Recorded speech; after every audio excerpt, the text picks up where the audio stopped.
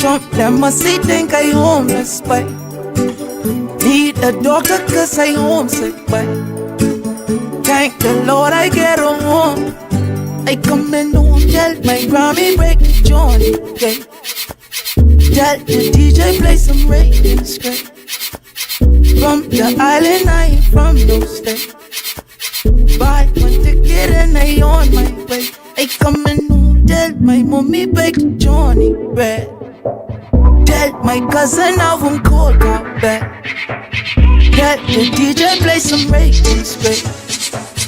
From the island, I ain't from no state. I come in home, it ain't no place like home. It ain't no place like home. It ain't no place like home. It ain't no place like home. It ain't no place like home. It ain't no place like home. It ain't no place like home. It ain't no place like home. They must think I's Wycliffe, eh? Oh, they must think I's Lauren, eh? So don't treat me like no refugee. Thank the Lord I get a warn. I come in home, don't treat me like no alien. Just to make your country great again. My passport say Bahamian, and I brought away from me. I going home, no place like home. There ain't no place like home. There ain't no place like home. There ain't no place like home. There ain't no place like home. There ain't no place like home. Thank the Lord I get a home. I going home, I stand tell me pop my clothes them back. Trump them must think I homeless, but need a doctor cause I homesick, but thank the Lord I get home. I go and home, tell my Grammy bake Johnny, yeah. Tell the DJ play some reggae straight. From the island, I ain't from no state. Buy my ticket and I on my way. I come and home, tell my mommy bake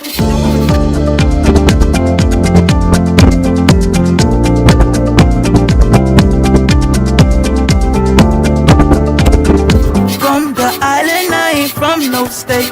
I coming home. It ain't no place like home. It ain't no place like home. It ain't no place like home.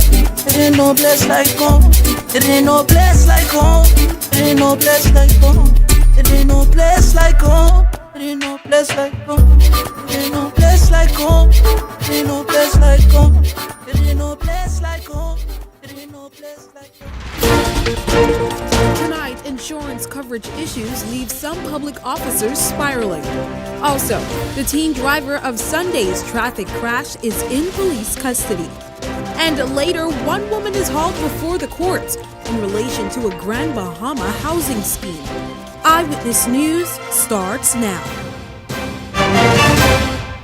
Good evening, everyone. I'm Janelle Longley. Thanks so much for joining us. Topping news tonight, the Office of the Prime Minister revealing late this afternoon that progress has been made on the issue of group insurance coverage, but specified that it is only for some officers. Director of Communications Senator Latreille Ramming in a social media post revealing insurance services have resumed, adding that the government remains committed to supporting public officers and their families. But ahead of that late resolution, government employees across the country earlier today were up in arms over the sudden suspension of their insurance benefits with no explanation. Our Linton Ritchie Jr. has more.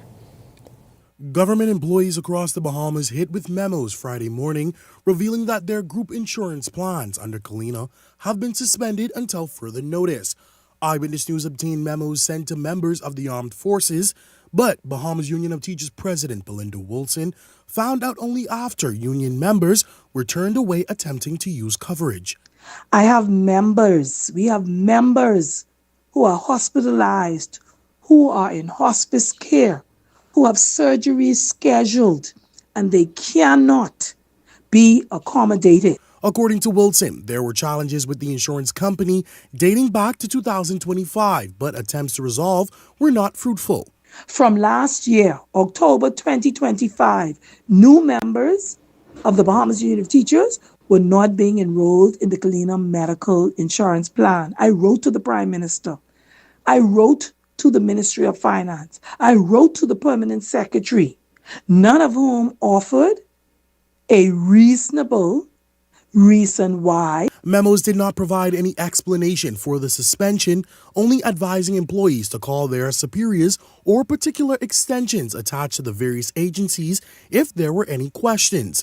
Eyewitness News attempted to contact the Ministry of Finance on the matter, but were unsuccessful. Attempts to contact Kalina Insurance also did not materialize.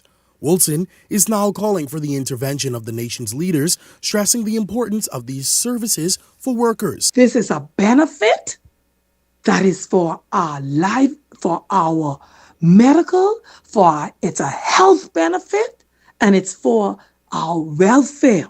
As for government officials, Wilson left these words. Where is your priority? Is it increasing the pockets of MPs and ministers? Or is it to provide much needed medical insurance for workers from throughout this country? Linton Ritchie Jr., Eyewitness News.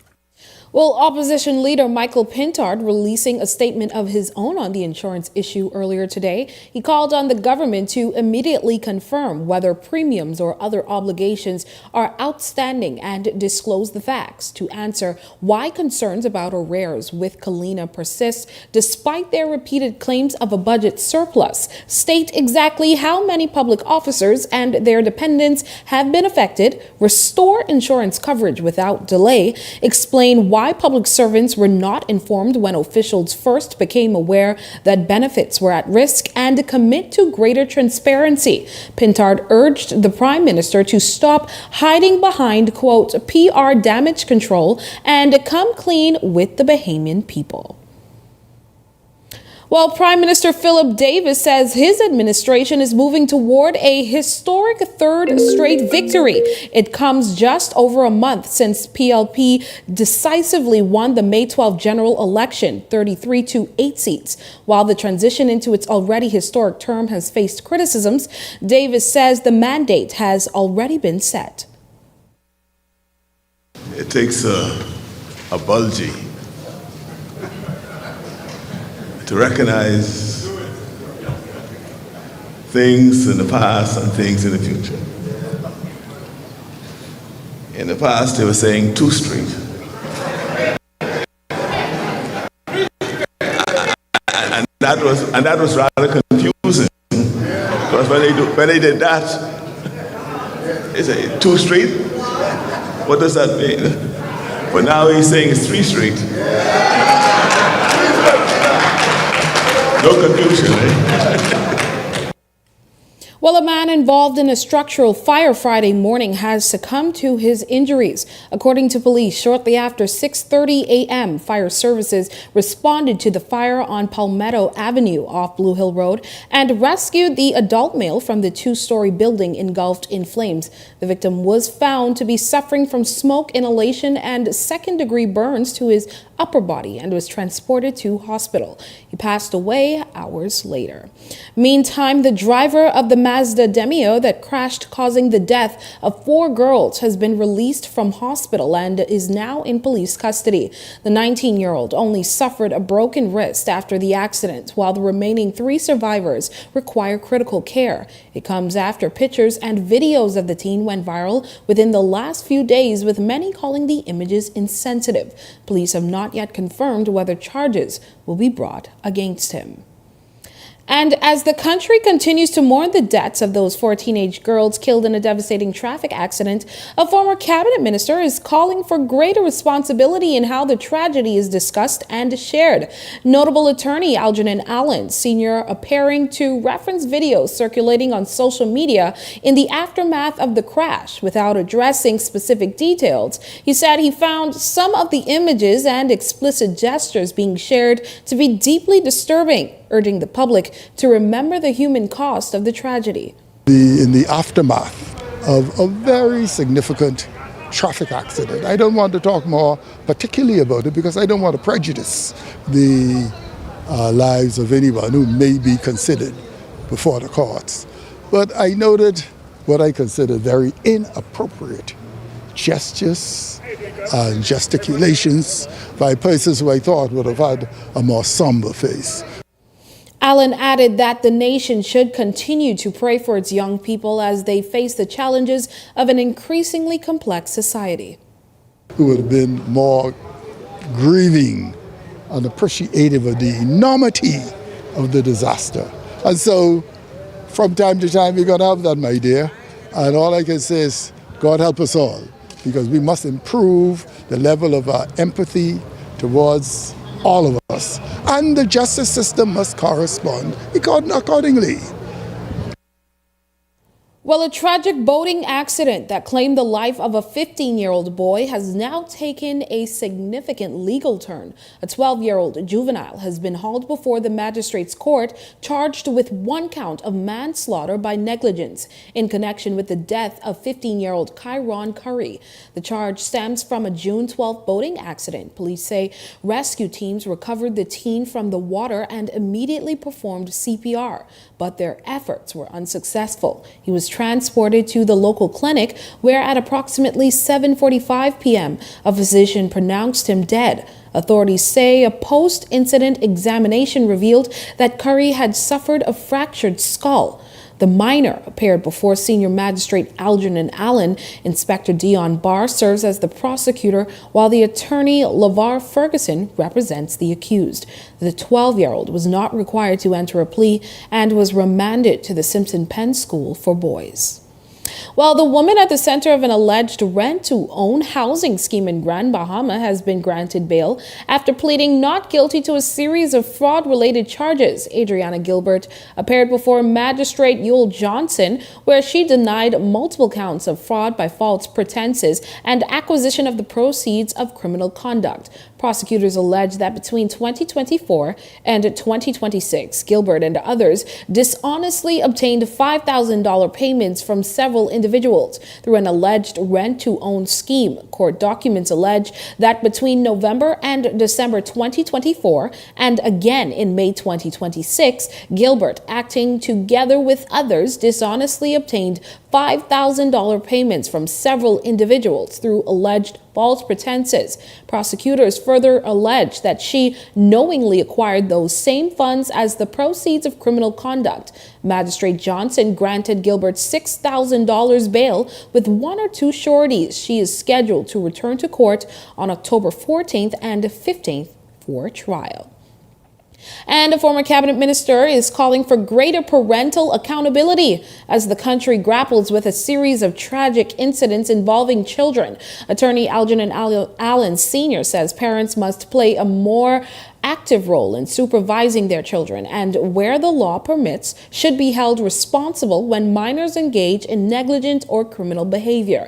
His comments follow the charging of that 12-year-old boy with manslaughter by negligence in connection with the boating incident that happened near Manjack Key in Abaco, claiming the life of the 15-year-old boy. They also come more than a month after another 12-year-old appeared before the courts after police said he accidentally shot and killed his 8-year-old brother. You know what the law says, and we all must act within the law, but the law doesn't say you can't charge the parent. In fact, the law says that the parent can be charged, and so I leave it at that. Allen argues that existing laws already provide for parents to face charges in certain circumstances and says those provisions should be applied where appropriate. As a parent and as someone who has observed what has been happening in relation to charges of juveniles, I do think that parents should bear more responsibility for the aberrations, for the negligence, for the criminality of their children. Well, Eyewitness News turned to social media posing the question, should parents be charged when their child commits a serious crime? 61% of the participants voted yes in cases where negligence or lack of supervision contributed. 7% voted yes, parents should always be held accountable. 2% voted no, only the child should face criminal charges. 30% voted, it depends on the circumstances. Be sure to continue to vote on our social media polls posted on our Facebook page. Well, in other news, Bahamas Electrical Workers Union President Kyle Wilson says he has been bribed and is subsequently calling for the resignation of the Bahamas Power and Light chairwoman, Christina Alston. Wilson says he has reported the alleged bribery in hopes of there being an in-depth investigation, but nothing has materialized. Not finish that investigation with a man try to bribe me of all those hundreds of thousands of dollars to do that work in Clifton Pier. And I told him no. All right. And I wrote a letter and I explained and who all. And to prove that it's true, one of the names that this man gave me, the company actually fired for doing what this man said he did. The auditor actually said the man admitted to wanting to take me away on fancy trips and first class travel, right? Why would a man offer another man first class travel to basketball games and cash in his pocket? I'm not that type of person. Anyone who know me, I don't ride that way.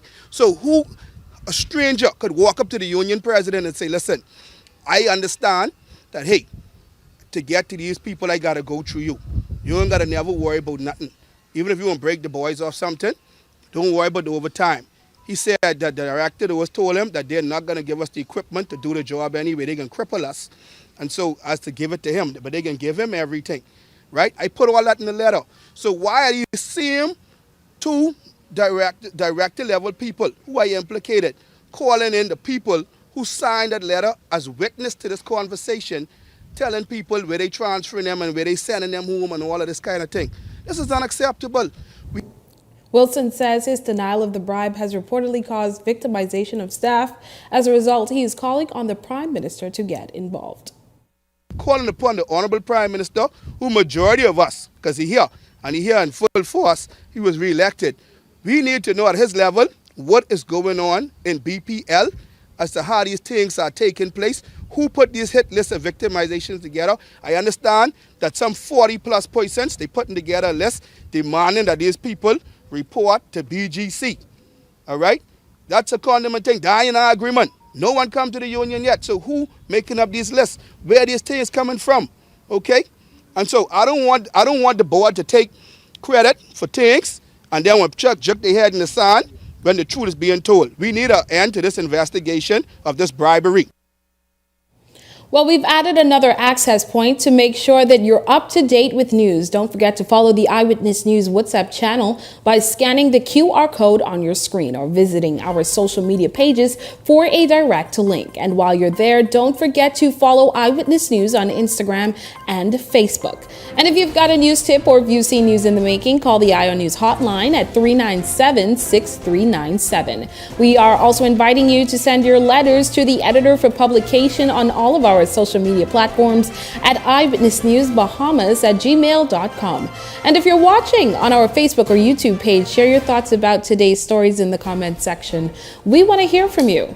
Well, we are just getting started in Eyewitness News, but when we come back, Progressive Liberal Party Chairman Fred Mitchell hits back at the opposition leader over MP salaries. We've got that story coming up. And later, it's Fibroid Awareness Month. A local doctor is sharing some insight right after this break.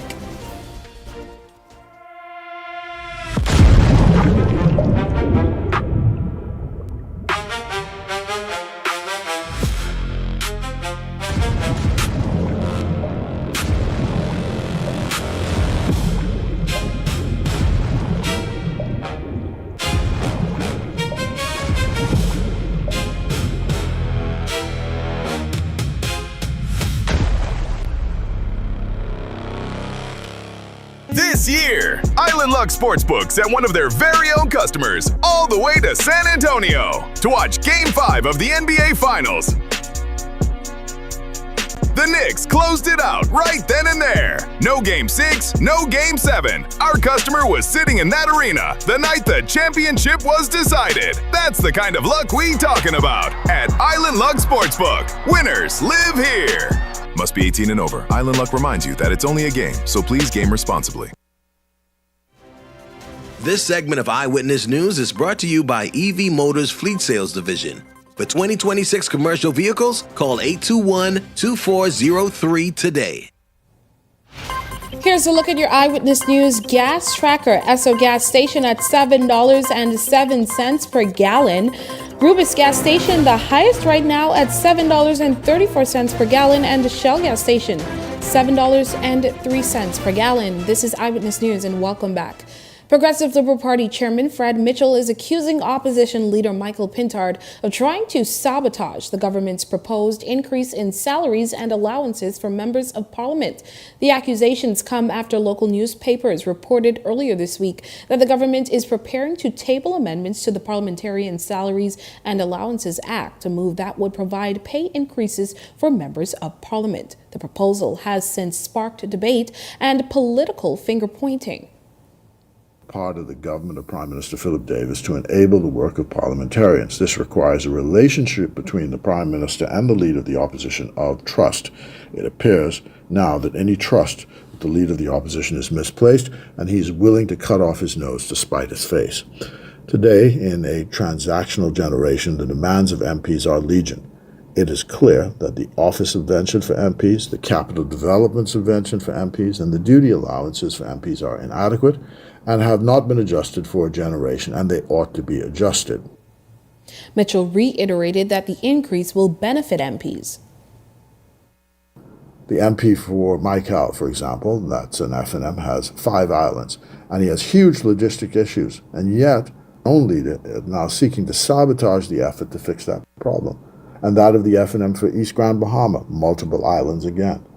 The Prime Minister indicated to the press that it was the leader of the opposition who first raised the matter of allowances by asking the government to give the MP for St. Anne's an allowance for his work as leader of opposition business in the House.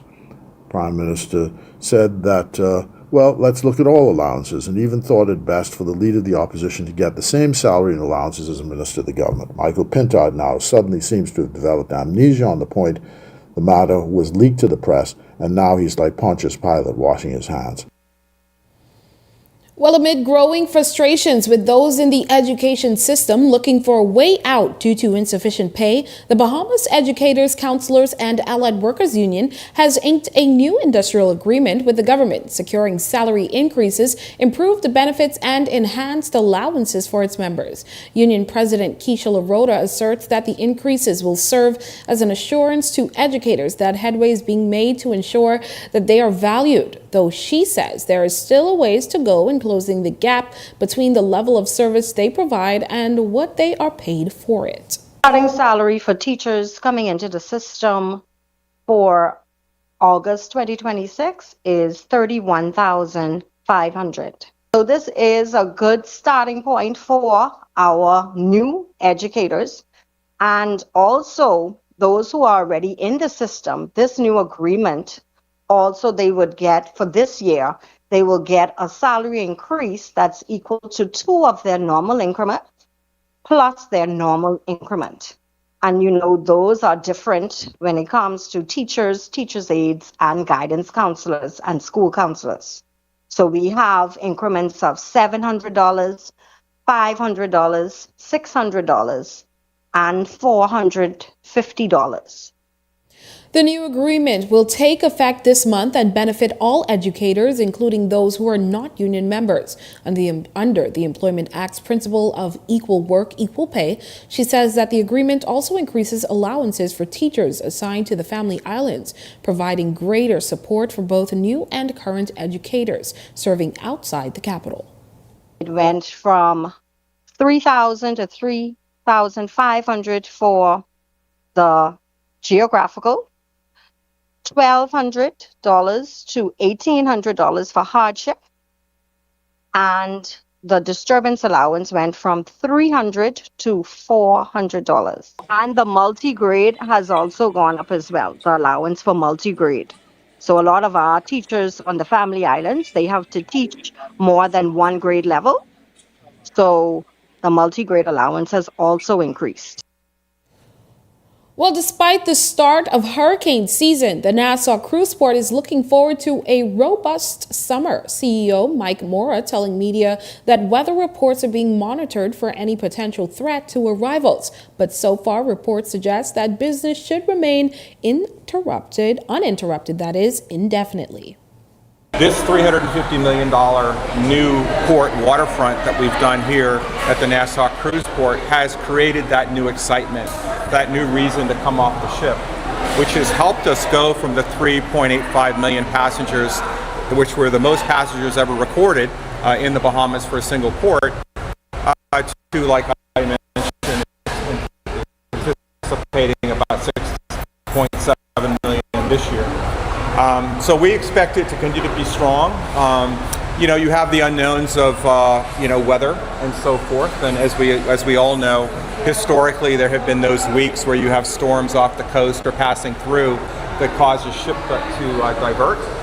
But the good news is that the forecast for hurricane activity in 2026 is anticipated to be very low, so we don't really see a negative impact from that.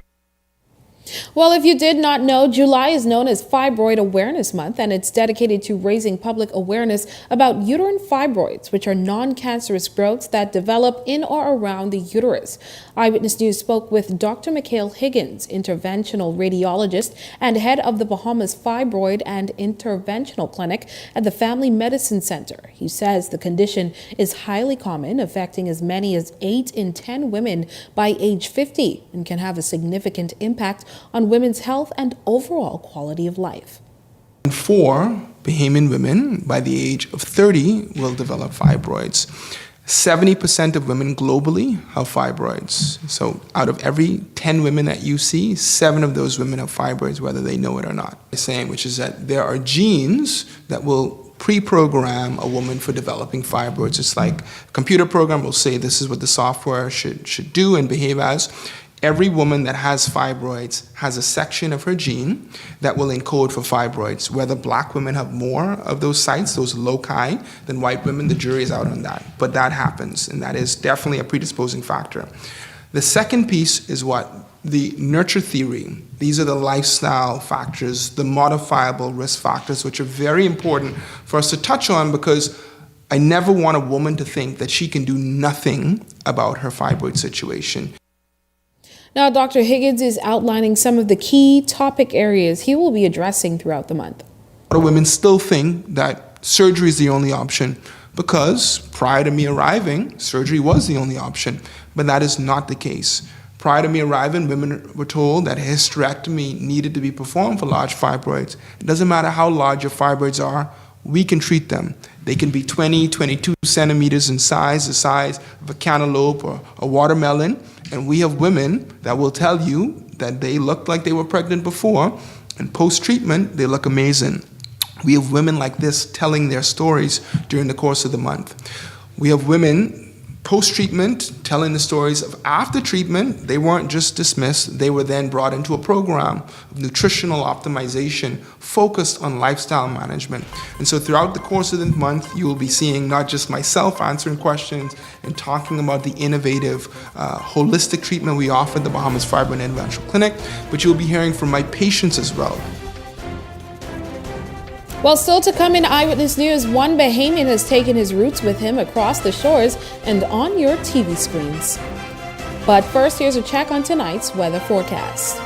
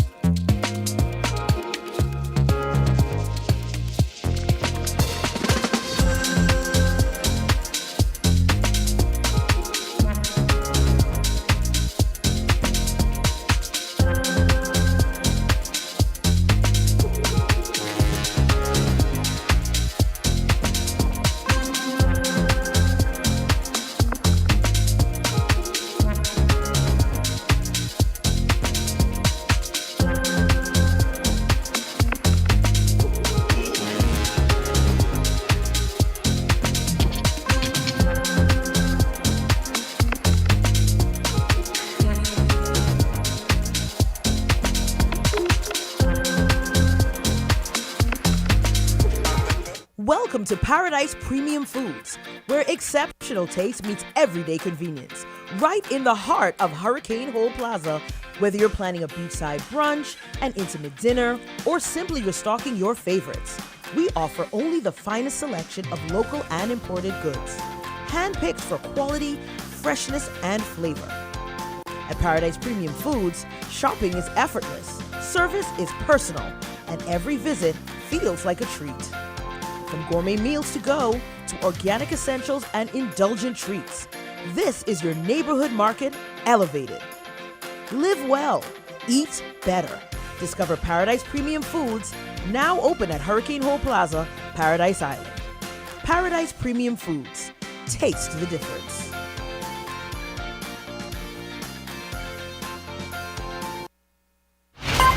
You're watching Eyewitness News. Welcome back. Well, the Toastmaster Year opened July 1st, and all-male branch Club 1600 celebrated the installation of its 7 executive officers for the 2026-2027 year. John Fowler graduated from secretary last year to vice president of public relations this year and says when he first joined the club about 3 years ago, his goal was only to improve his public speaking skills. But as he progressed, he's become a more confident leader too, adding the club does wonders for men who want to elevate themselves in every area. If anyone knows, no election is like a Club 1600 election. It's real politics. You have to make your calls, you have to campaign, you have to vote. And for my journey, I started off last year, my first time serving on the executive as secretary, and it was an election, and I had to vie, I had to run, and I had to go at it, and I actually was successful. This year I was successful again in my role, and I'm hoping to continue to work as hard this year and to continue to put Club 1600 on the map. My goal is to hopefully be president one day, but now I'm taking my steps as vice president of public relations. And joining the legacy of the club's 65 past presidents as its youngest is Azano Major. The beautiful thing about the club is that every president only has one job, and that's to lay a single brick that the next president could go on and add to that to build something amazing in the future. And I must say the immediate past president, Jamal Cooper, has done a wonderful job.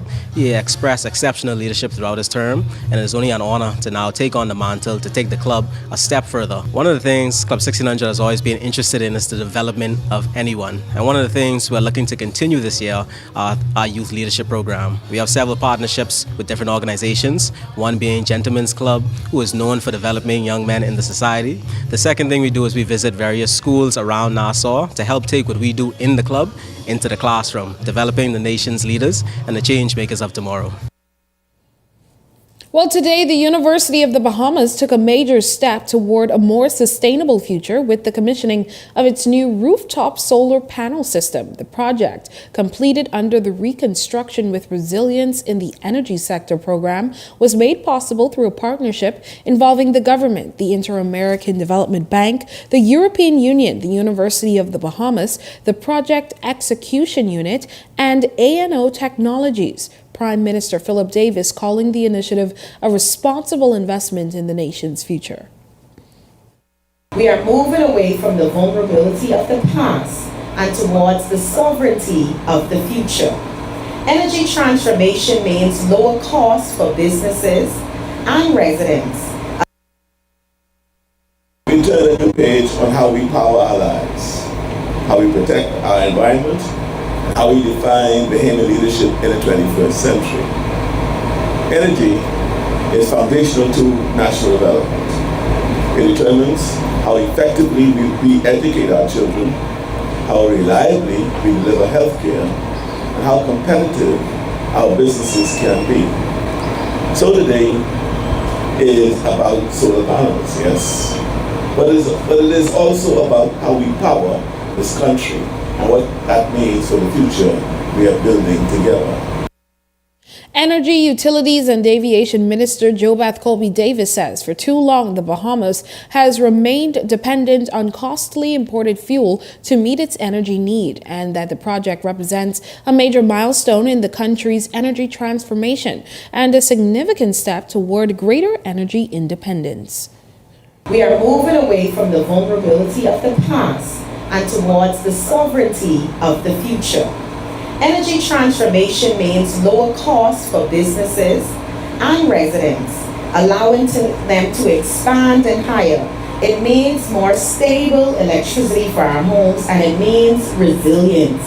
As a low-lying island nation, we know the face of the climate crisis all too well.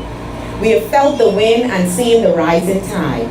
Therefore, it is morally imperative that we lead by example. We cannot ask the world to reduce its carbon footprint if we are not willing to step forward and reduce our own. As we gather here, it is important to bear in mind that progress of this magnitude is rarely a solitary journey. It requires a shared vision and a hand extended in partnership. Well, the work of American filmmaker Tyler Perry has been a staple in the Black community, as many relate to the stories behind many of his projects. And it's also always been a big phenomenon in the Bahamian community. But did you know that a lot of the most recent artwork for his content was the work of a Bahamian? I remember growing up on Exuma, being a kid, I was always into pop culture, always into TV and film, music videos, and I would always say that that's what I wanted to do. Dreams do come true. Just ask Krishan Rose, a creative director at Tyler Perry Studios from the tranquil community of Exuma, a career he'd always wanted but never thought possible. But 6 years ago, everything changed. I came from a finance background. I had 15 years working as a financial analyst, and that really was my world up until the pandemic and being discovered by Tyler Perry Studios. And I just never thought that I would be able to do this for a living. But through all the success and rubbing shoulders with the big names in Black entertainment, one thing remains true. He's taking his culture to every creative decision. So when I first started, if you look at a lot of my images and a lot of my short films, they're very vibrant, they're very colorful and rich in culture. So I tried to take that same theme even to my key art and advertisement work.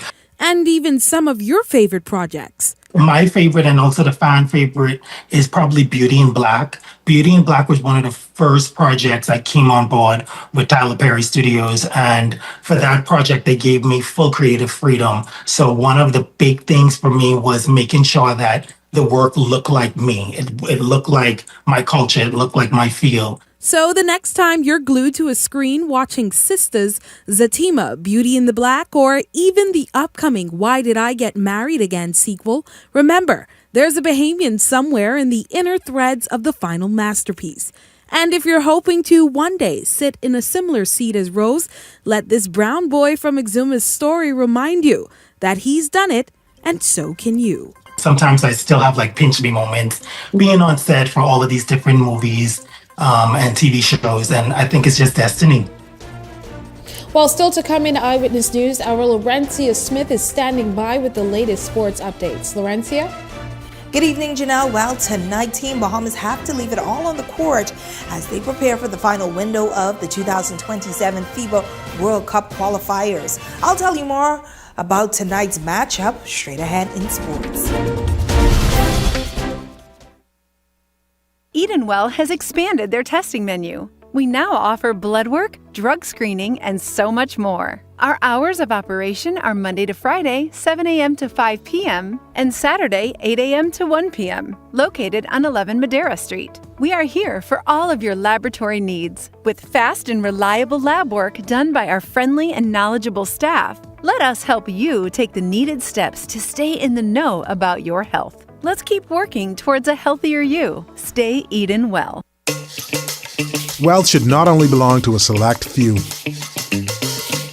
At Investar, we believe the door should be open to everyone. We provide options for planning a better future. Everybody get up. Our investment funds are designed to assist you in reaching your long-term financial goals.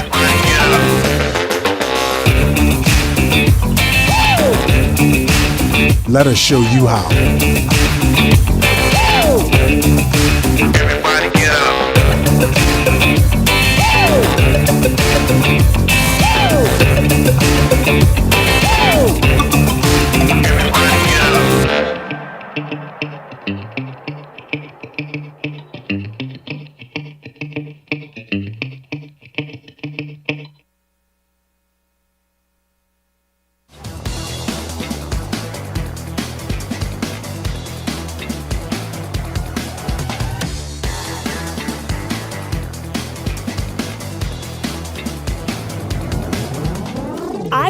Sports is brought to you by 103.5 The Beat.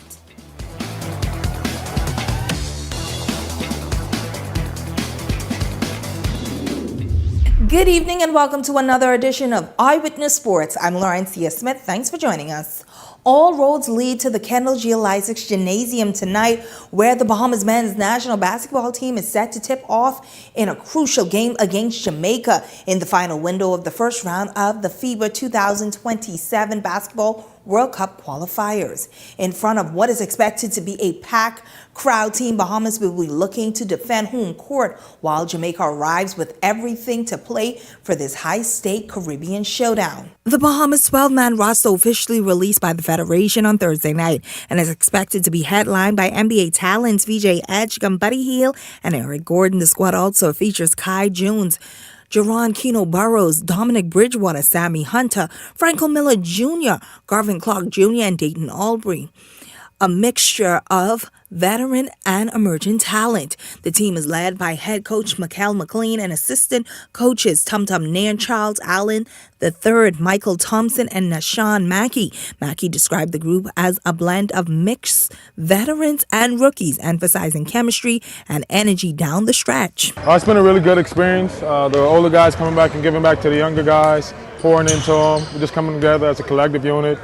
We've made great strides this training camp and excited to put a complete product on the floor back in front of our fans. Entering the contest, the standings add even more pressure as the Bahamas sits with a 1-3 win-loss record with Puerto Rico, while Jamaica stands at 2-0 in the win-loss record. Now Canada has a perfect record of 4-0, leading the way into the next round of competition.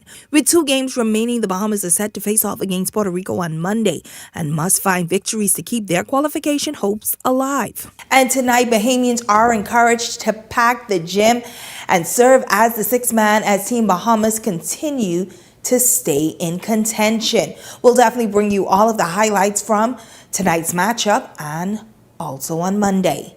Meanwhile, let's head on over to the pool. The Goodwill swimming team has officially been announced. The Bahamas Aquatic Federation has named the 2026 Goodwill swim team, unveiling a full squad of swimmers selected across age divisions from 8 and under through 15 to 17 in both males and females category. The selection highlights the country's emerging talent as preparation continues for the upcoming Goodwill Championships. The youngest girls division feature swimmers Peyton Boswick, Layla Ray Julian, and Charlotte King and Anai Ferguson. While over in the 9-10 category, Skylar Chambers, Shiloh Ferguson, Anthony Grohl, and Gemma Roll making the team. In the 11-12, girls squads include Hannah Ashwood, Samaya Coleman, Aubrey Edward, Rena Johnson, while alternates include Emma Wallace and Kristen Roll. In the 13-14 boys division, Tyler Nichols, Morgan Sims heading that group, while in the 15-17 girls category features Samara Donaldson and Alana Murray, among others. In the boys' side, in the under-8 group division features Sydney Nelson and Jerron Moss, while in the 9-10 division feature Randall Dorset and Ivory Mackey. In the 11-12 boys category, Cole Aubrey and Asher Bastian lead the group, while in the 13-14 squad include Blake Camacho and Dakari Cooper. The 15-17 team is headed by Chacan Charlton Pickstock and Chase Russell. The team management is led by head coach Dwayne Davis alongside assistant coach Boswick and Reed. Well, congratulations to all of the swimmers who have been named to the team. Well, that's a quick look at sports at this hour. I'm Laurencia Smith. Stay tuned for more news on the other side of the break.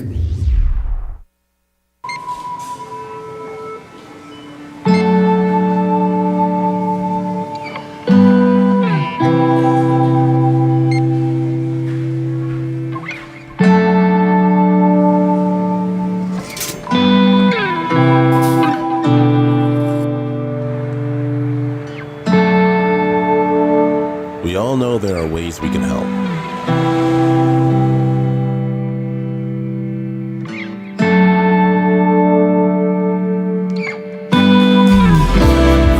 Your help can go even further.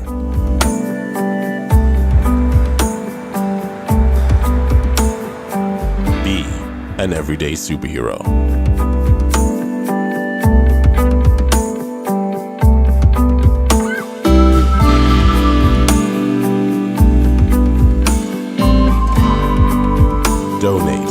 to Hands for Hunger.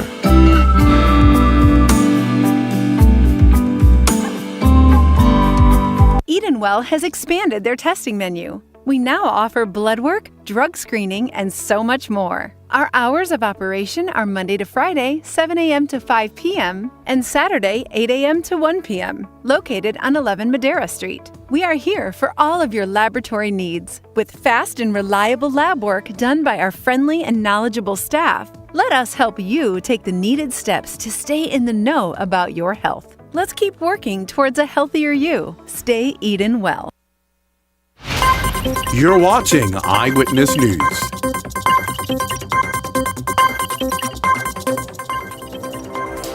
Well, next week on July 9th, join Verizon Media Group along with the Eyewitness News Team, 103.5 The Beat, Eye on the Nation, and Beyond the Headlines at our blood drive being held right here at ILTV Studios from 10 a.m. to 3 p.m. as we do our part to help assist in tackling the shortage of blood at the country's blood bank. We hope to see you all join us next week right before Independence Day for this community event.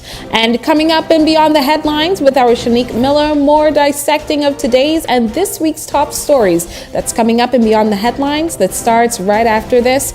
And that does it for us at Eyewitness News. It's certainly been a pleasure having you in our company tonight. On behalf of the entire news team, I'm Janelle Longley saying good night and have a great weekend.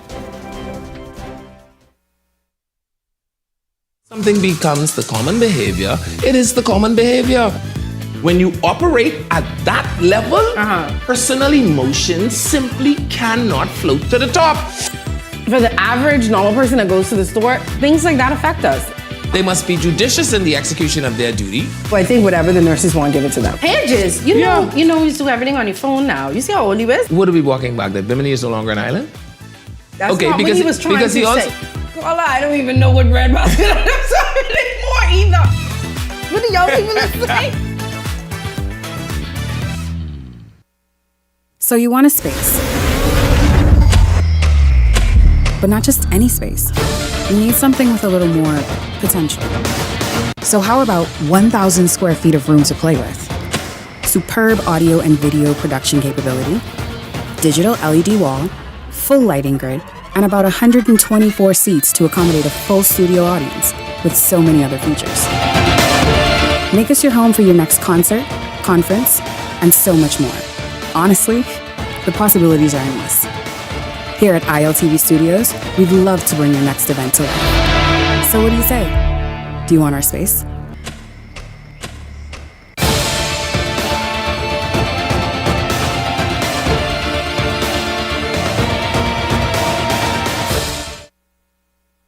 The thoughts, views, and comments expressed by the hosts, guests, callers, and advisors on Beyond the Headlines are not necessarily those of the management, ownership, or production unit of ILS, the Verizon Media Group. Beyond the Headlines is a production of ILTV Studios and cannot be represented in part or entirety without the express written consent of the Verizon Media Group. Beyond the Headlines is the intellectual property of the Verizon Media Group. Copyright 2026. All rights reserved.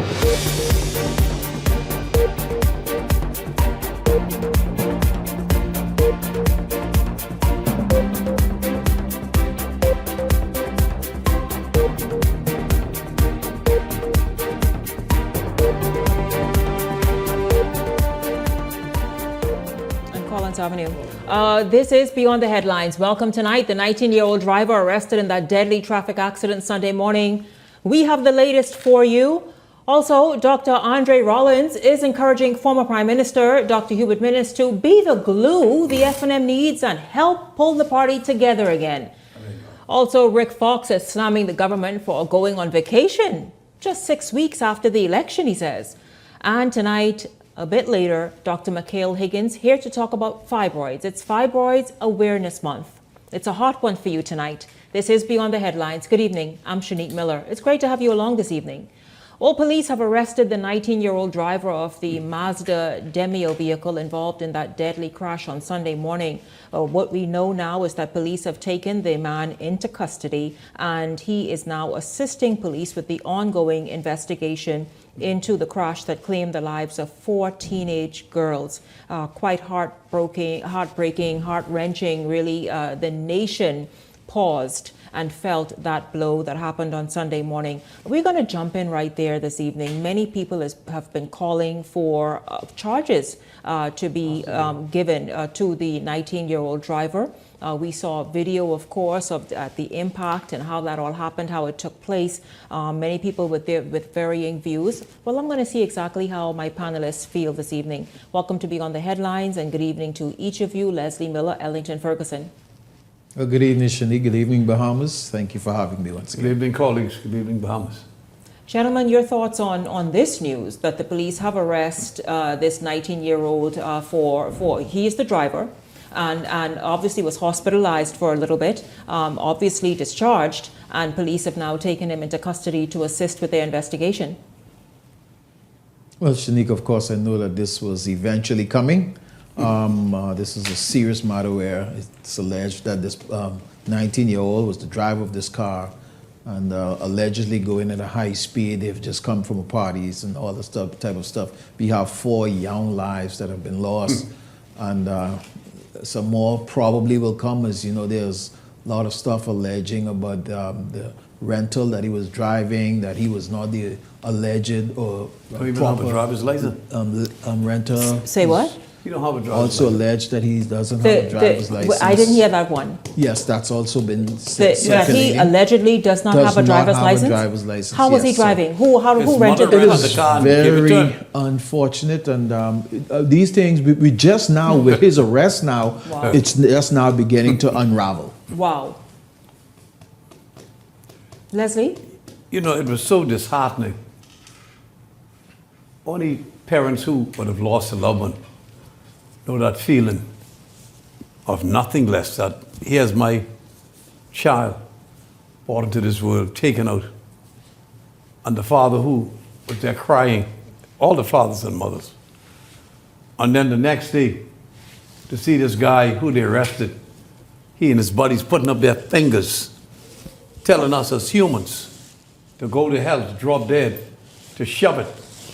I went to the hospital day before yesterday to visit my brother Ty, who was in there, just had a serious operation. I went upstairs looking for him, but I couldn't find him. There had been another one. I think he was discharged yesterday. I went again. He was discharged. I mean, it is so despicable.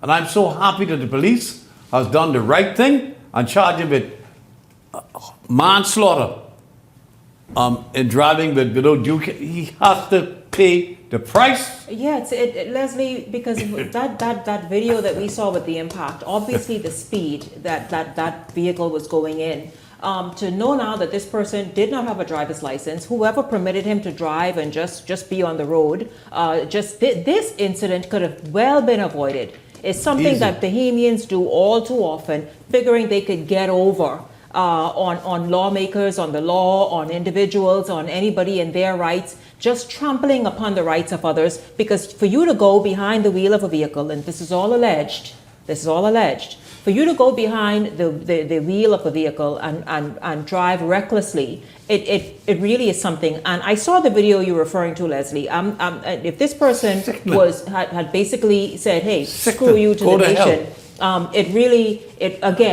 it just goes to show the mindset of these people. No remorse, no feeling of no humanity.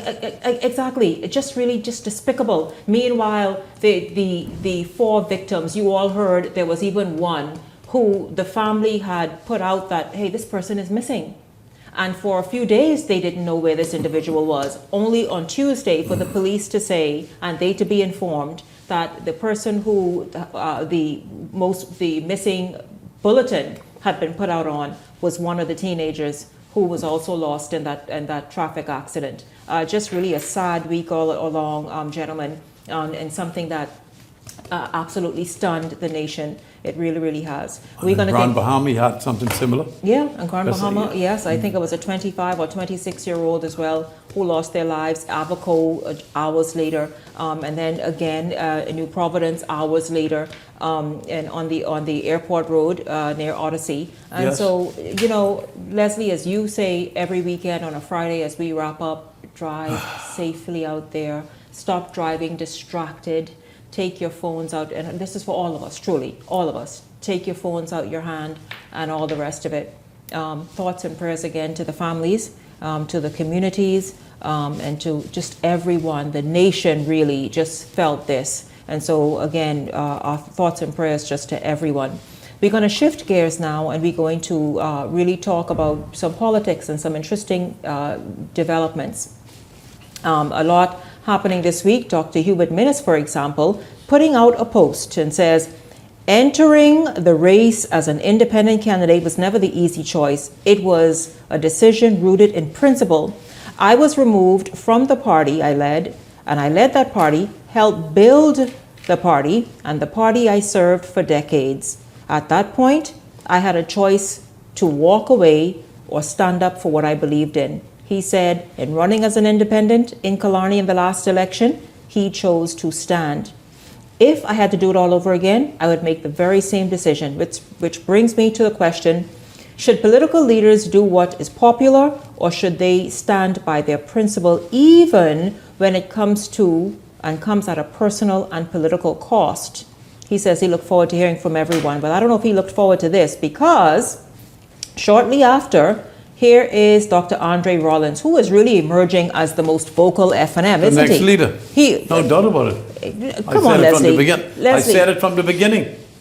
I said he's going to be the leader. How is he going to be the leader? Easy. Because Pintard can't lead them to nothing. Except in the wilderness where they are now. Ellington, Leslie says Andre Rollins is the next leader. He is. Well, I am almost certain, I know Andre Rollins very well. I'm almost certain that Andre Rollins will be, should the party go into convention and the position of leadership becomes available. I do think that a person of Andre Rollins' ilk will put themselves forward to lead the party. I think he's a very strong young man. And obviously that is not a far-fetched thing for me. I don't think that, he spoke supporting Dr. Minnis. I love that. I think it was spot on what he said. Well, let's hear, let's hear, what do you mean spot on? So Dr. Minnis, who says, in his words, he's been kicked to the curb of the F&M, and now he must come back and be the glue to help bring the, okay, because they got new leadership coming on. I think the Free National Movement. Also, Dr. Minnis and Dr. Rollins can come together. Yeah. Oh, this is interesting. The Free National Movement cannot go on and keep its head stuck in the sand. Exactly. The Free National Movement need all of its people, all of its strong men and women, even those that have departed. There are some people who have gone over to the Progressive Liberal Party. I'm not sure how permanent that is, but the Free National Movement right now need all hands on deck, including the Hubert Alexander Minnis's, to kind of pull things together, unify the party, if they're going to be able to contend against the Progressive Liberal Party in the next general election. Andre Rollins says, Doc, you led the F&M to the largest ever victory in seats and total number of votes in the party's history. Until another leader exceeds your accomplishment, no one can take that achievement away from you. Those are very strong words. The fact is, you still have a following. Use that following, says Dr. Andre Rollins, to help unify the party you once led. Once a leader, always a leader. Whoa, look at Doc. But that will never take place. Those are some strong words. Is removed. Those are some strong words. Until Pintard is removed. Because when you highlight one achievement, there's also a question about the other. But Dr. Minnis would say, well, whoa, you just remembering my achievement? You just remembering? No, and when I say you, I mean, Dr. Rollins wasn't there. I don't mean specifically Dr. Rollins. I'm saying the F&M is just remembering that I actually made some sort of contribution to this party that deserves to be acknowledged. Pintard never recognized him. Don't go too hard on Pintard tonight. I'm just saying, but let's face facts now. It's his birthday after all. What he did to the deputy leader of the F&M is unforgivable. You cannot forgive him for that. You and me out there fighting in the trenches for the last 4.5 years. We lose the government. You pick the senators. And do you even consider me, man? Come on. I understand the deputy leader is in his feelings Come on. Yeah. How mean can you be? It's ungodly, man. It's in you mean. Do you think it's mean, Ellington? Well, I think it's unfortunate. It doesn't look good on the leader. It doesn't look good on the party. It doesn't give the appearance of unity within the party. And I don't think it's a good thing unless unless you would have a Shenandoah Cartwright that would speak out and say, "I did not want it." But we have not heard that. We have not heard that from him. It's too late for him to even come out and try to say that now to try to make things look good. I think it's not good for the party. Again, after a devastating loss, it does not show that they're moving in the right direction towards unification. Birdie said Cartwright is not happy. In fact, he's angry that he's been looked over, overlooked in this way. Why would you do it? And he feels it's a snub. Why would you do it? Now, Cartwright, come sit next to me right here and tell me that Birdie misinformed me. Meanwhile, gentlemen, Rick Fox, senator, is criticizing this Davis administration for its 3-month vacation, just 6 weeks after the election. Fox accused lawmakers yesterday of preparing to take this 3-month break after only 1 month in office. It's only 2 months. Prompting Attorney General Wayne Monroe to insist that the Senate would be recalled throughout the summer and that senators should be ready to work. Your thoughts about that? Rick Fox said, "Man, hold up, man. How y'all could go on vacation and y'all were just elected?" I mean, I think again, Rick Fox, a great gentleman. Like I told you, I enjoyed his first inaugural speech in the Senate. But sometimes you got to sit with people and ask questions around before you speak, before you say certain things. You just came here. You were not always here. And you've got to know the history before you open your mouth on things. Number one, this is the time when Parliament normally goes on recess. Normally, okay? Exactly. Number two, don't forget... For the last 50 years. Just the last election now, when the Free National Movement won in 2017. Immediately after the election, they went on a vacation. Rather than going straight to work. This administration, they took care of the budget and they got to work. They did the same thing in 2021.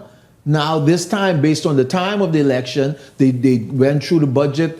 After that, we know that Parliament normally go into recess. And come on, man, Rick, you got to take your time. You got to understand some things before you spoke to it. You know, I find this almost laughable, you know. I mean, the time that was spent on that political campaign. You know how tired people are? I can tell you how tired I am. Dave and I going door to door. Now, Rick had a break because Rick was driving his moped door to door while we were walking. Door to door. His golf cart.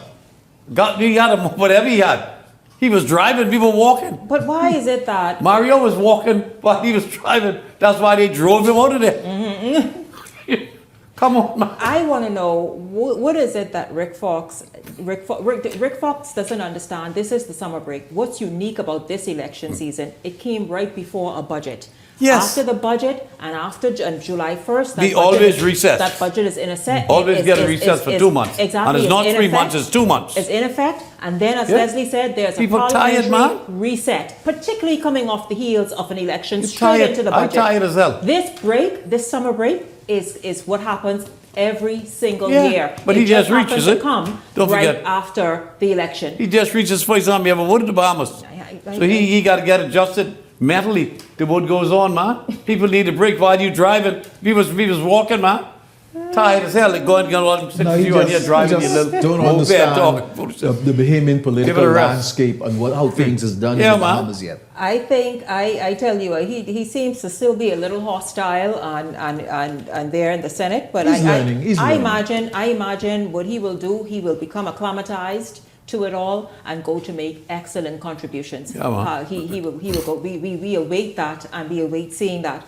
Now, but we need a break. You bet right. The Parliament needs a break to reset, to really come and start doing the people's business. Meanwhile, but the job of the people's business doesn't come to a halt, Rick. Listen, these ministers but continue every to work. year when school out, after we finish the budget, we take a break. Before school get back in for the kids, you're back in Parliament. That's how it works, Rick. Get used to it. So give yourself a good time.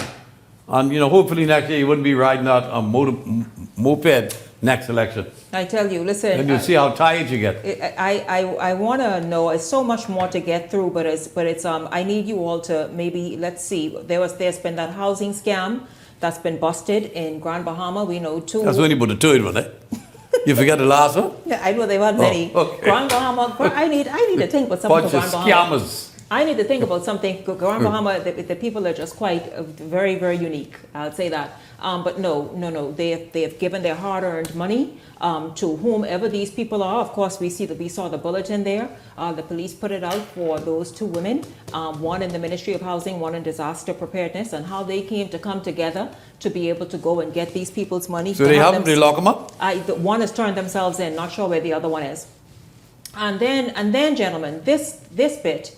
Attorney General Wayne Monroe is advocating for and putting on the floor for this consideration to happen for schools like Columbus Primary, yes, and others to be renamed, saying that Columbus Primary should not be a name in the Bahamas just based on what that stands for. Exactly. Gentlemen, your thoughts? Well, Shanique, as we approach 53rd independence, I think we need to have our mindset along that thought as we continue to grow as a country. I think it's in order for us to think about renaming a lot of these things that we had named after those from England that we were part of, towards our national Bahamian, our heroes, our people who have contributed to education, who have contributed to the building of this country. We need to move away from that colonialism. And so yes, around this season, I think this is appropriate time to have that discussion and to begin moving in those directions. What they're proposing now should have been done 50 years ago. Columbus didn't discover the Bahamas. He made our forefathers and mothers there. And what he did, butchered them, took them to Hispaniola and Cuba. And most of them died out. Why you want to carry his name? I was so happy when the guy took the statue down.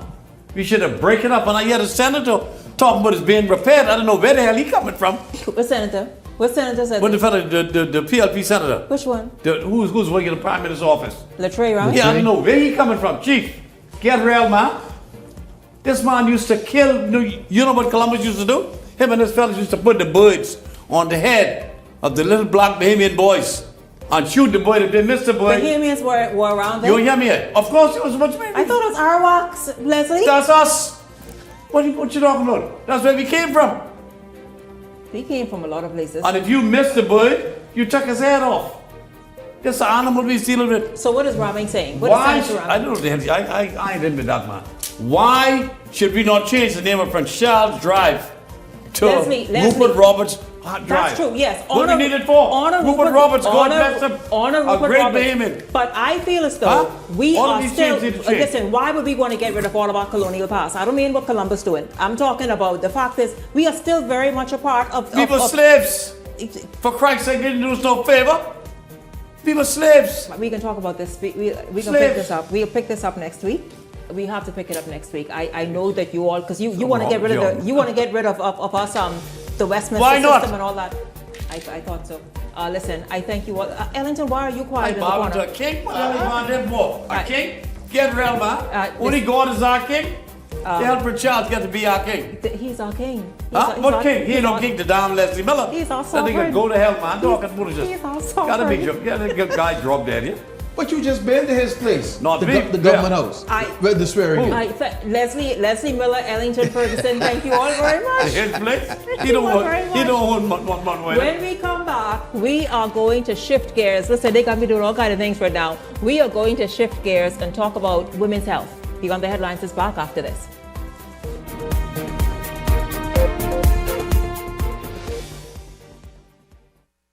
Hey, it's your boy Charlie Bahama here at Superwash, Superwash's newest spokesmodel, and I'm here to tell you about Superwash's large capacity washers and dryers for all your big loads. I know I see that Charlie Banana coming here just now. Luckily it's also big enough for me to hide it. I thought he was right over here where these large capacity washer and dryers is. They're big enough now to handle your big loads, you know. Yeah, like you can put on your blanket. But just look at us. Somebody forget to turn on the dryer. Oh, stop!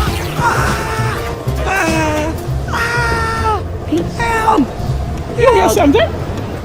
Yeah, that's the sound of clean. Superwash washes you, presses you, and entertains you 24/7. My name is Charles Wesley Roll. My organic farm is Nice Layers Organic Farm. I have 230 birds up here. I give them fresh water, pumpkin, lettuce, cabbages, All the vegetables, anything what I eat, they eat. Right now, we sell the eggs for $7 a dozen from Monday to Friday.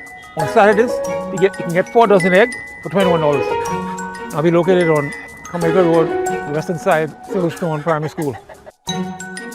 This year, Island Luck Sportsbook sent one of their very own customers all the way to San Antonio to watch Game 5 of the NBA Finals. The Knicks closed it out right then and there. No Game 6, no Game 7. Our customer was sitting in that arena the night the championship was decided. That's the kind of luck we talking about at Island Luck Sportsbook. Winners live here. Must be 18 and over. Island Luck reminds you that it's only a game, so please game responsibly. Wealth should not only belong to a select few. At Investar, we believe the door should be open to everyone. We provide options for planning a better future.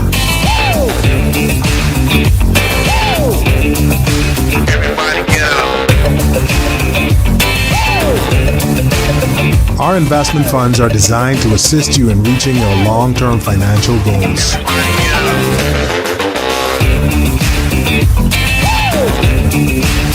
Let us show you how.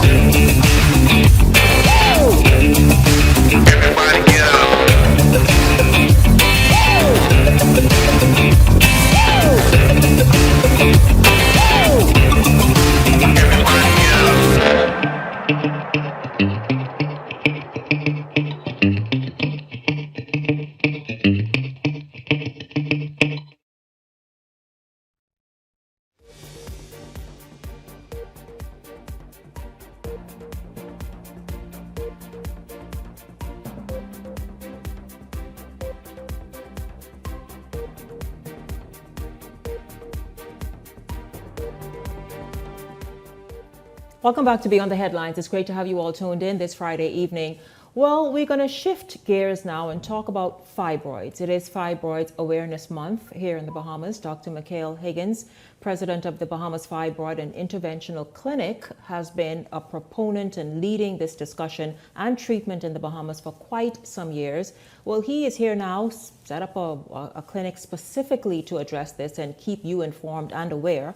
And he is here now to discuss that and to talk about what the month of observances will include. In fact, Dr. Higgins, good evening to you. Welcome to Beyond the Headlines. It's great to have you join me this evening. Thank you, Shanique. It's a pleasure being here. You had an international gathering of women of sorts last evening. Let's talk about that to start off the month.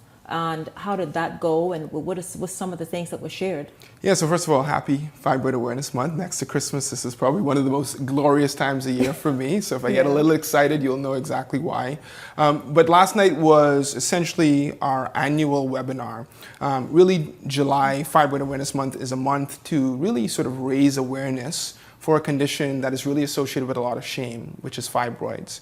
A condition that affects 70% of all women, that affects all women, that affects up to 80 to 90% of Black women by the age of 50. And so because it's so common, you would think that you would hear a lot more about it, but this is the one time a year where we get to stomp our feet and start having conversations in forums like this where women can feel like, you know what, actually let's talk about it. And last night was that. We had women from Canada to the UK to Guyana to Bermuda and of course the Bahamas, listening and really understanding what were the things about fibroids they needed to understand. We went through a lot of the myths, debunking those systematically, and then we spent about 30 minutes of Q&A. And my host, Dr. Graham Cates, who is my partner at the Family Medicine Center, which is where the Bahamas Fibroid and Interventional Clinic sees patients, we had to shut it down because we were getting a little late into the night there after an hour and a half session and 30 minutes of questions. The women were very interested, which shows that this is a lot of hunger for information out there. It absolutely is. I imagine that the women, in fact, it sounds like it was oversubscribed, but this is something that interests women. Women, I'm not sure the age that they maybe can detect or you can detect a fibroid, but certainly, as you say, well into a woman's life, yes. She can have a fibroid. And there are many, obviously, procedures that are available, some cutting edge ones that you perform that help women along and manage well. Why is it important, Doctor, and how did the Bahamian women respond last night? You said that the questions could not stop and you had to kind of like just close it up and everything. But why is it so important for Bahamian women to be aware, to be educated, and to understand what fibroids are? Yeah, so, unfortunately, again, fibroid affects so many women, and it affects women in ways that we'll sort of get into. So first and foremost, when you talk about 8 out of 10 of every woman by the age of 50 developing fibroids, the question is, well, why don't we hear about it? And I mentioned this sort of factor about shame. So when fibroids present every month, women obviously have their menstrual cycle. A lot of the women who have fibroids think that heavy menstrual cycle, you need to have that in order to have fibroids. That is not the case. What we know is that of that 70% of women globally that have fibroids, only about 30% of those women actually know that they have it because they have this heavy menstrual cycle. But there are so many other symptoms that are linked to fibroids that are debilitating, that are compromising their sort of lifestyle, that they're not attributing to the fibroids. That includes fatigue, low energy. That includes problems with intimacy, pain on intercourse. That includes having headaches and lightheadedness before, the time of the period, after, during the course of the month. That includes bloating. That includes them feeling like, oh wow, actually, well, why does my tummy look a little fuller than usual? That includes them having issues with pregnancy. Up to 40% of women will have pregnancy complications ranging from miscarriages to preterm labor, ranging from issues where they have to get a cesarean section. Cesarean sections are so common when it comes to women being pregnant and delivering that they think it's normal, but very often it has to do with fibroids. In addition to that, you think about other symptoms. Waking up multiple times in the middle of the night to urinate, 4 times, 3 times, 2 times, getting not restful sleep. You think about constipation. These are all symptoms obviously related to fibroids. And so it's not just when you think about, okay, you have to have a painful period or you have to have a heavy menstrual period, that means that you have to have fibroids. No. The vast majority of women who present to my clinic, yes, they do have heavy menstrual periods, but they have these other symptoms as well, sometimes in the absence of a heavy menstrual period. And I will say that once a woman gets treated by the treatment that we offer, which is the holistic, innovative, non-surgical treatment, the uterine fibroid embolization that I introduced to the Caribbean in 2021, it's when all of those symptoms disappear that they can actually see their new version of themselves. Speaking of fertility and pregnancy, is a hysterectomy, which is sometimes prescribed, is that the only real solution? So I will say adamantly and vehemently, underscore caps lock, all of the above, that a hysterectomy, an invasive surgery, is not the solution to fibroids. What we know, unfortunately, is that up to between 3 to 5 Black women who get offered hysterectomy in the literature, every time those women get offered, 1 white woman gets offered. And I'll put it in perspective. And so you may say, well, maybe it's not as common amongst white women. I mentioned 80% of Black women. The number is 50 to 60% of white women. Okay, not a big difference. So why are 5 times as many Black women getting offered hysterectomy when it comes to this condition when compared to white women? The jury's out on that. But what I will say is that some women feel that, okay, they're being told that fibroids are too small, there's nothing to do about it. I will ask you this. If you have ticks on your dog, if they're small, will you wait for them to get big before you take them off? No. Absolutely not. The same way with fibroids. When fibroids are in your body, they're tumors that are sucking your blood, that are draining you. Just because you're not aware of the consequence of them does not mean they should not be treated. The problem is that the treatment, the surgery, can be more difficult when they're smaller.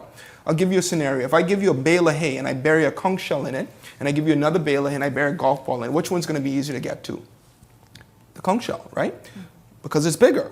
If you try to find the golf ball, you'll be digging around and pulling in all kind of hay to find this one golf ball. So surgery for small fibroids can be very lackluster, can be very debilitating, can be very, very bloody, and you will have small fibroids to show. So typically women are counseled to say, no, let's wait till they get bigger, because the surgery is easier when they're bigger. The surgery is more gratifying when they're bigger, but does it mean that you should not be treated when they're smaller? Absolutely not. Misinformation. So you go from not being offered a procedure when they're small to being said, you need to get your uterus removed. What sense does that make? There is an opportunity to be treated the minute you have fibroids, which is the treatment that I offer, small, big, large, or gigantic. I treat fibroids 20, 22 centimeters in size, the size of a cantaloupe. I treat women the size of little sunflower seeds, all of which who have symptoms, and all of which are back to work in a week and a half to 2 weeks. Well, of course, Dr. Higgins, it's good to hear you address this and talk about something, and I was quite surprised. 70% of all women, 80 or so percent of black women, that's quite startling. I want to ask, how does the Bahamian diet, we know what that diet is, how does that further exacerbate or cause fibroid to happen among Bahamian women? Yeah, so one of the questions, so it's a fantastic question, Shanique. So one of the questions I always get asked is, why do fibroids develop, right? So there's the nature theory and the nurture theory. And the nurture theory has to do with, obviously, what it is that we're going to talk about here. So every woman who has fibroids has the genes that will promote fibroid development, okay? So there's nothing you can do about your genes. But what you can do something about are the environmental and the lifestyle factors, which will allow you to upregulate or downregulate your risk of fibroid growth and development. One of those levers that you can pull is nutrition. Unfortunately, in the Bahamas, what we consider to be sort of some of our staple foods, foods that we enjoy, tend to be foods that are more pro-inflammatory. All right, so what are the foods when we talk about sort of post-treatment that we want to counsel my patients on, because we provide a holistic program. We don't just treat fibroids, we help to sort of keep you fibroid free. We talk about not eating red meat. We talk about dairy. We talk about processed foods. We talk about high sugar foods, okay? These are foods that are pro-inflammatory, that increase the level of inflammation in your body, which is ripe for fibroid growth, okay? The other thing is, of course, there are foods that obviously promote, fibroid growth. And then there are ones that will help to reduce it, like leafy green vegetables, high fiber diet. You know, how many sort of characteristic meals can we recite in our Bahamian cuisine that include leafy green foods that are sort of high in fiber? Not very many. So the deck is sort of stacked against us a little bit. So it requires us to be a little bit more informed and a little bit more intentional. As I mentioned, you know, at the Bahamas Fibroid Interventional Clinic, our focus is not just providing the holistic treatment where we treat the roots of all the fibroids and get all the fibroids completely treated, but then post-treatment, we provide the nutritional consultations where we allow you to then focus on optimization of your overall global wellness. And then the second risk factor that can be modified is diet. In addition to diet, is exercise. Independent of any other risk factor, diet included, exercise is a risk mitigator, all right? So if you have two women that are twins, same genes, okay, same risk of genetically of developing fibroids, if one exercises and the other one don't, the one who exercises will have a lower risk for fibroid development, and if she develops fibroids, they will be smaller and they will be less frequent, okay? The one who does not exercise will have bigger fibroids, she'll develop them at an early age, and she'll have more of them, okay? So the two things that we focus on, the two levers, the two knobs that we focus on turning and pulling are exercise and diet. So fantastic question. That's really important overall, and obviously in this instance, what misconceptions about fibroids would you like to correct, especially among Bahamian women? Yeah, so and maybe their partners. Yeah, so fantastic. So thank you for that, Shanique. So we already addressed the first point, which is that if you have fibroids that are small, you don't need to treat them, okay? As I mentioned before, a lot of that has to do with the fact that there are deficiencies in the surgical treatment for fibroids that are small. But again, if you have ticks on a dog and they're small, you will still pull them off because they're still causing a problem. So treatment occurs when you have fibroids, period. That's the first myth. The second myth is that fibroids disappear at menopause. False. What happens at menopause is that the fertilizer for fibroids, which is the reproductive hormones, estrogen and progesterone, estrogen in particular, But throughout the reproductive years, peaks and troughs during your menstrual cycle, it's responsible for sprinkling that fertilizer on fibers that cause them to grow. But what happens in menopause? Those hormones begin to trickle off. However, what can happen is once they trickle off, the fibers just start growing very, very, very slowly and slowly and slowly to the point where they're not a problem. Of course, you're not having a menstrual cycle, so you don't have the bleeding if that was a primary issue. But what can happen is you could have what I call good menopause, where many of my patients come in at 56, 60, 61, and they say, Doc, my fibroids have doubled in size since 5 years, 10 years ago. And they say, well, why? I said, first question I asked is, well, how has menopause been for you?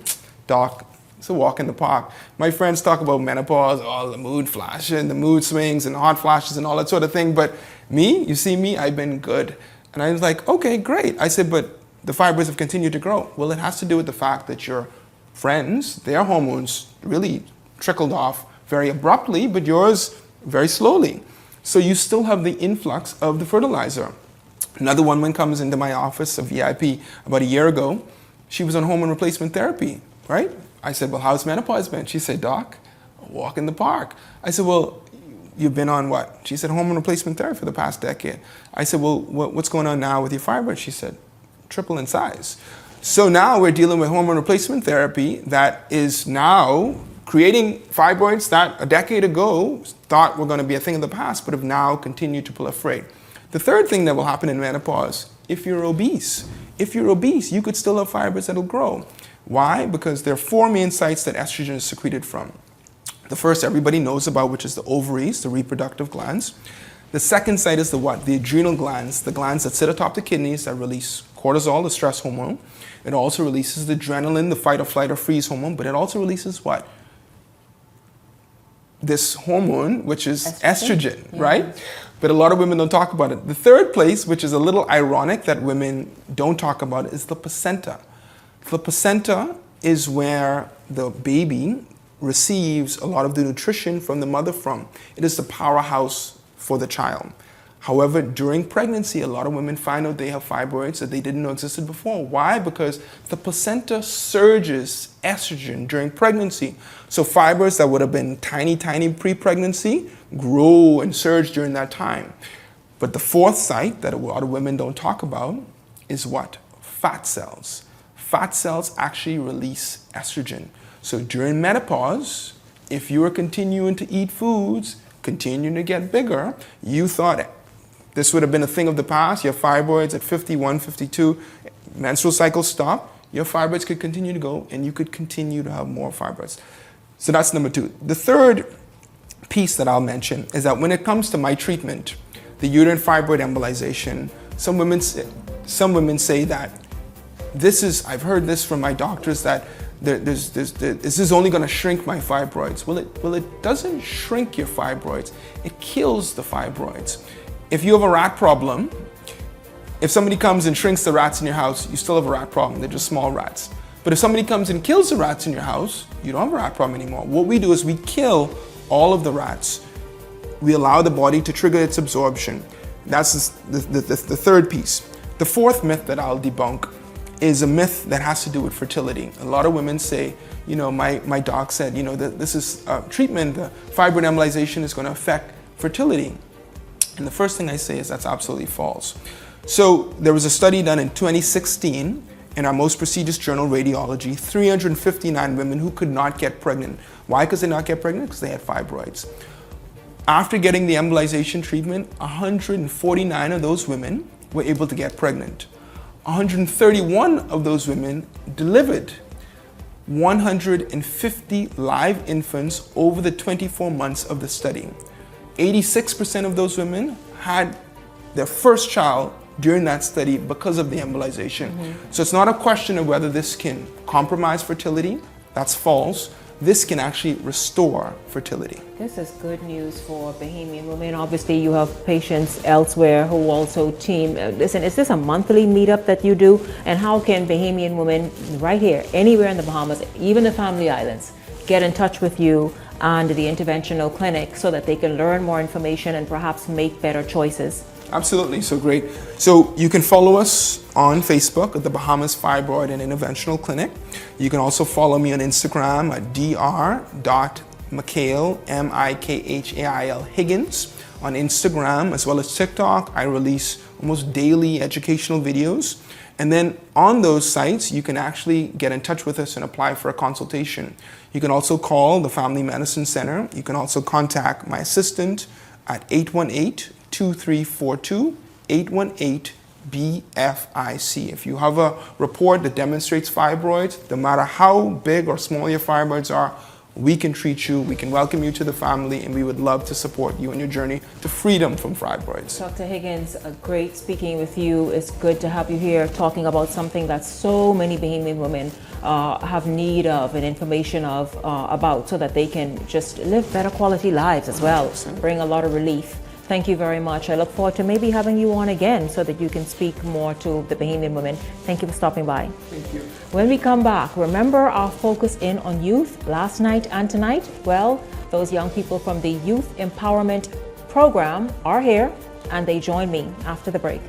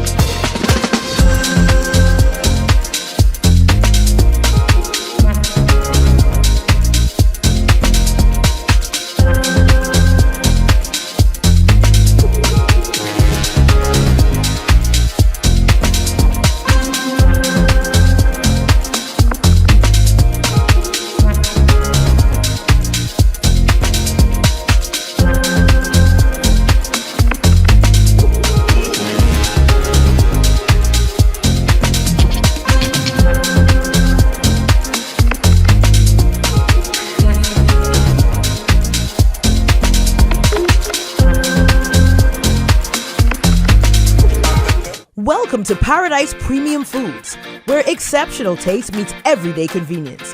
Right in the heart of Hurricane Hole Plaza, whether you're planning a beachside brunch, an intimate dinner, or simply restocking your favorites, we offer only the finest selection of local and imported goods, handpicked for quality, freshness, and flavor. At Paradise Premium Foods, shopping is effortless, service is personal, and every visit feels like a treat. From gourmet meals to go to organic essentials and indulgent treats, this is your neighborhood market elevated. Live well, eat better. Discover Paradise Premium Foods, now open at Hurricane Hole Plaza, Paradise Island. Paradise Premium Foods. Taste the difference. Edenwell has expanded their testing menu. We now offer blood work, drug screening, and so much more. Our hours of operation are Monday to Friday, 7 a.m. to 5 p.m., and Saturday, 8 a.m. to 1 p.m., located on 11 Madera Street. We are here for all of your laboratory needs, with fast and reliable lab work done by our friendly and knowledgeable staff. Let us help you take the needed steps to stay in the know about your health. Let's keep working towards a healthier you. Stay Eden well.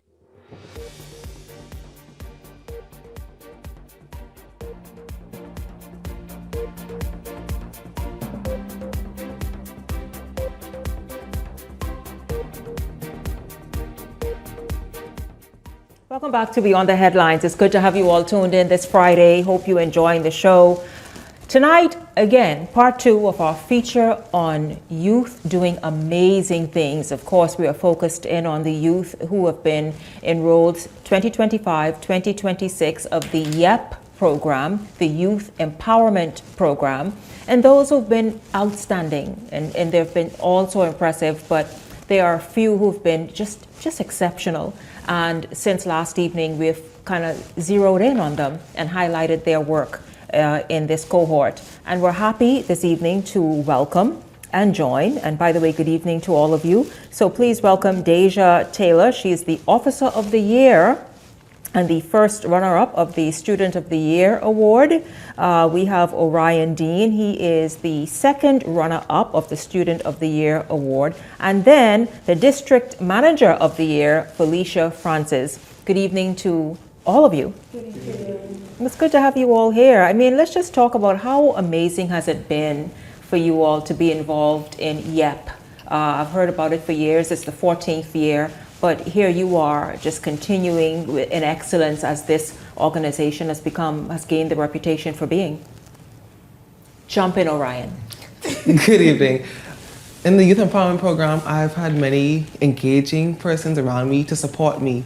Even to receive these awards, I am very grateful for the mentors behind me, my parents, and I am very grateful for the information that I've learned throughout these 3 past years that I've been a part of the YEP program. So you kind of really are one of the veterans. Yes, ma'am. Yeah, did you graduate or you still have another year?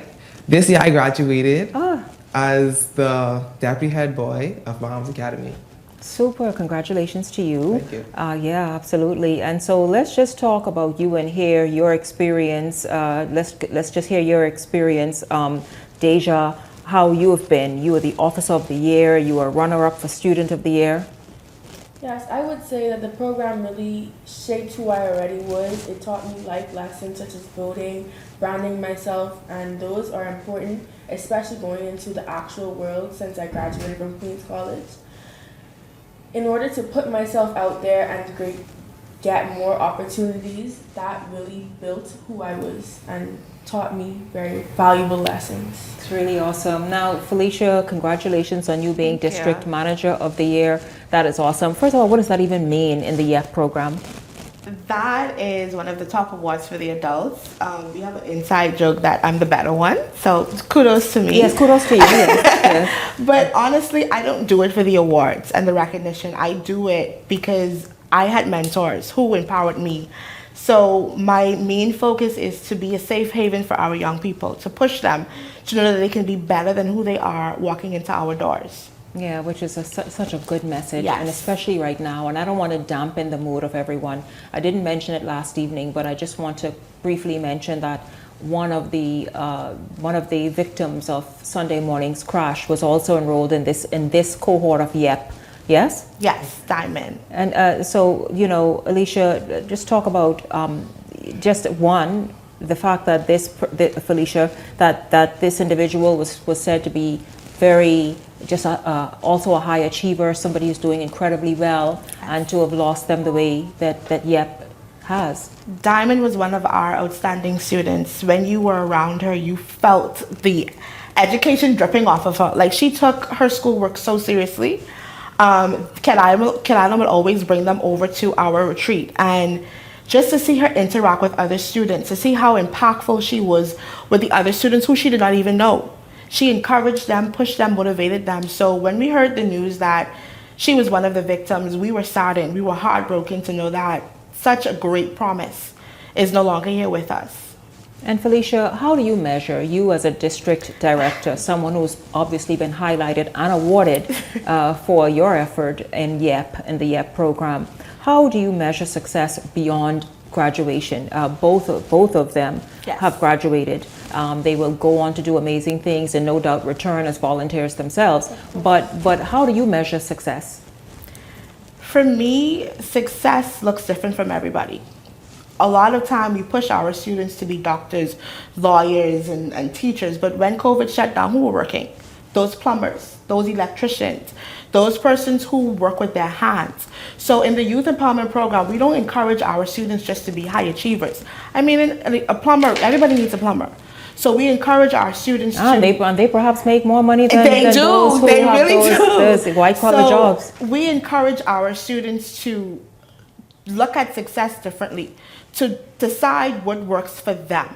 And then we help push them and motivate them down that path. So my success may be different from Araya's success, may be different from Mr. Hannah's success. But in the Youth Empowerment Program, we encourage our students to walk in at level A, but when they walk out, they are past the alphabet. Mm-hmm. Yeah, that's really awesome. And another question for you, Madam Director. What made this 2026 cohort so just amazing and perhaps just a little above the usual? So for this time around, I played a bigger role. The curriculum was my baby this year. So to actually sit down and rework the curriculum with different topics that our students would learn over the 30 weeks, this year was special to me. And then a lot of my babies, because they're not my students, these are my kids, a lot of my babies are graduating. So it's bittersweet that they're actually leaving the program, but it's so, so good to see how great they're doing, and they're ready to take on what tomorrow holds for them. I want to ask you both, and congratulations on your awards and all that you've won. In fact, you, Madam Officer of the Year. Let's talk about what's been the most valuable lesson you've learned in this 2020. And matter of fact, how many years have you been a part of YEP? This was actually my first year. You came in and you just gave it everything. So this 2025-2026 year, what's been the most valuable lesson, or among the most valuable lessons you've learned? I would say the most valuable lesson that I learned is to work with others. I'm more so the person who would prefer to take on the full load because I know how I want it done, but I couldn't do that this year with school and extracurricular activities. I needed the help, so I learned how to ask for help and stop and take a break. And Orion, what about you? What's the most valuable lesson you've learned? My most valuable lesson is perspective. It's to look at the different perspectives of persons around you and how it allows you to interact with them, because the way that I think is not the way that you think. It's not the way that everyone else wants to interact. So when I think of my goal for this year, it was perspective, because it's a very important aspect of everyone's lives.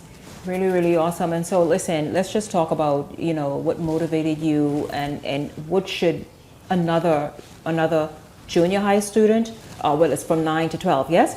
So another sort of ninth grader who's entering senior high school and the new cohort that will start shortly, what should they do and think about YEP and obviously be interested in joining, and why should they want to join? I believe that any new person coming into YIP for the next cohort should take into consideration that you're going to meet many new persons and many insightful mentors, and you're going to learn a lot of new things. YIP teaches us how to compete on the world stage. It teaches us for the entire 30 weeks different lessons that we could use in our day-to-day life.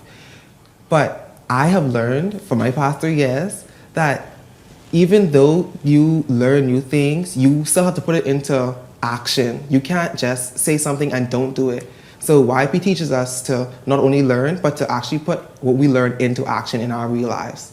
And I want to ask you, you can start, and then of course I'll go to this Officer of the Year. What meaningful skill, Orion, did you learn that you think will benefit you? You have now graduated high school and you're looking for, whether it's university or whatever the other opportunity, what meaningful skill have you learned in YEP that you will take with you? The skill of speech is what I'll take with me. As a part of YP, to even become an officer, you have to write a speech and deliver it. And deliver it adequately, because if you say something and you're so dull, people won't really favor you. That's another thing with speaking up. You've got to know how to bring that animation into your voice and the inflections and all the rest of it where necessary to pull the audience in. Yes, ma'am. And you think you've mastered this to this point to move forward?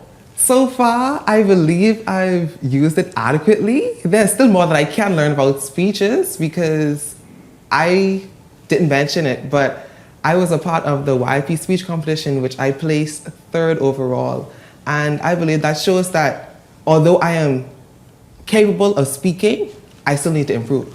Quite interesting. And now, Deja, how about you? What is the one meaningful skill, thought, idea, life skill even, something about business, something about whatever it is that stood out for you that you will take with you moving forward?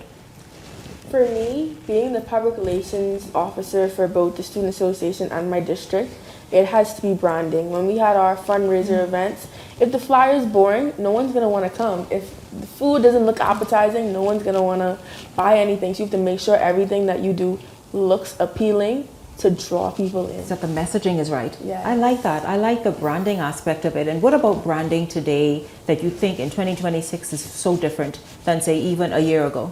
I feel like nowadays things have to be short and to the point. You have to grab, your image has to be eye-catching. If it's not, and even even your image, as you said. Yeah. Someone will just scroll past it. So you have to be able to grasp people's attention like that. If not, then you're gonna fall through the cracks. This is awesome. And how does that make you feel, Felicia, to hear So the proud. wonderful things that they've picked out? So They have proud. obviously become a part of them to move forward with successfully, something that the nation needs really. Yes. It does my heart so well to hear that the curriculum is actually being put to use in their everyday life. Like my mama brother heart is so happy to see these students, because when Orion walked into the program, he was so shy and so really? timid. He would not open up his mouth. So to actually see him sit in this studio right now and to talk and to express himself, it's a proud Mama Bear moment. And how do you think, I want each of you to answer this, that the Bahamas, we see the state of just where young people in particular find themselves, and people who are not so young, just misbehaving and behaving badly, and not the best impression for anybody to follow. How do you think YEP and programs like it can benefit us, that we become the nation that we once were, and even obviously move forward better? Well, the Youth Empowerment Program is a nonprofit organization, and everybody knows that it takes money to run a program like this. Our students just pay the registration fee, which is $50, and then the rest of our events fall in the YEP office, and more than half of the time fall on the volunteers. So we need corporate sponsors. Like, it is a dire need to have corporate sponsors to support this program. Well, that's important. It is important because a lot of these students come to us and simply don't have a meal.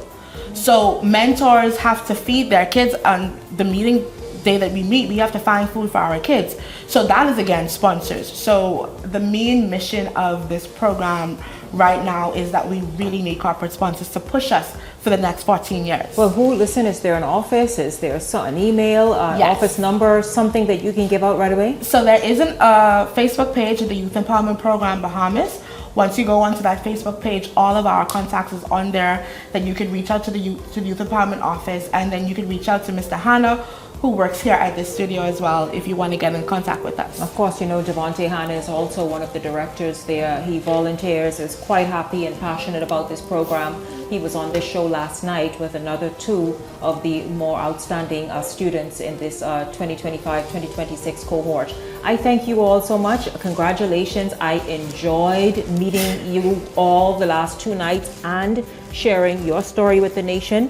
Continue doing well. Come back and let's hear more about what you're doing. Thank you. Absolutely.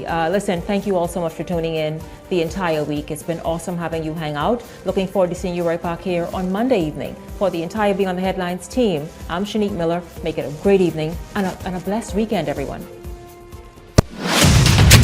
The Verizon Media Group, home of ILTV, Paramount Systems Limited, Eyewitness News, and Beyond the